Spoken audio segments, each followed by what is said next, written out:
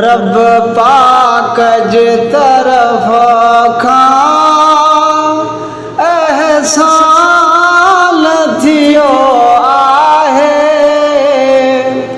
वॾे भागन वारा आहियूं, रमज़ान मिलियो आहे।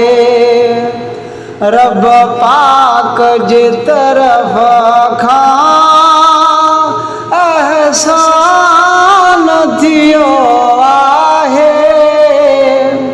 वॾे भागन वारा आहियूं, रमज़ान मिलियो आहे।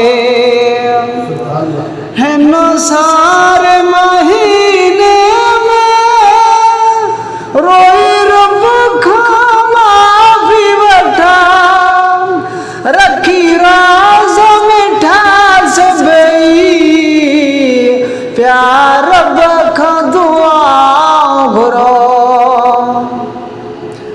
हिन सारे महीने में रोई रब खां माफ़ी वठा, रखी रोज़ मिठा सभई, प्यार रब खां दुआऊं घुरो।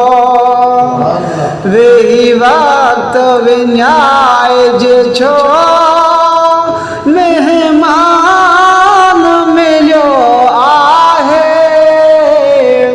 वॾे भागन वारा आहियूं, रमज़ान मिलियो आहे। रब पाक जे तरफ़ खां एहसान थियो आहे। वॾे भागन वारा आहियूं, रमज़ान मिलियो आहे। वॾे बरकत पवंदी रोज़ेदारन जे घर में, कोन आहे तंगी ईंदी रोज़ेदारन जे घर में।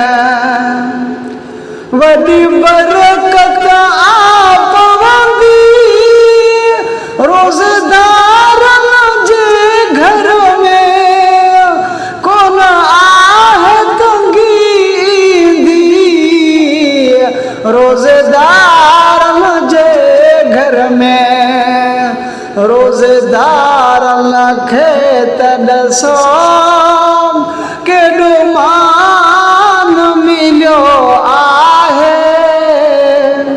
वॾे भागन वारा आहियूं, रमज़ान मिलियो आहे।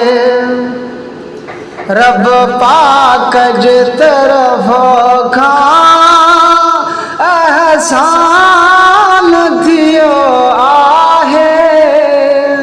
वॾे भागन वारा आहियूं, रमज़ान मिलियो आहे। एतज़ाज़ भुटो ॻाए पियो लख शुक्र रब जा, रमज़ान महीनो ॾेई लाहे फ़िक्र छॾिया सभ जा। एतज़ाज़ भुटो ॻाए पियो लख शुक्र रब जा, रमज़ान महीनो ॾेई लाहे फ़िक्र छॾिया सभ जा। हिन पाक महीने खे वॾो शान मिलियो आहे। वॾे भागन वारा आहियूं, रमज़ान मिलियो आहे। रब पाक जे तरफ़ खां एहसान थियो आहे। वॾे भागन वारा आहियूं रमज़ान मिलियो आहे ऐं सब्ज़ गुंबद वाले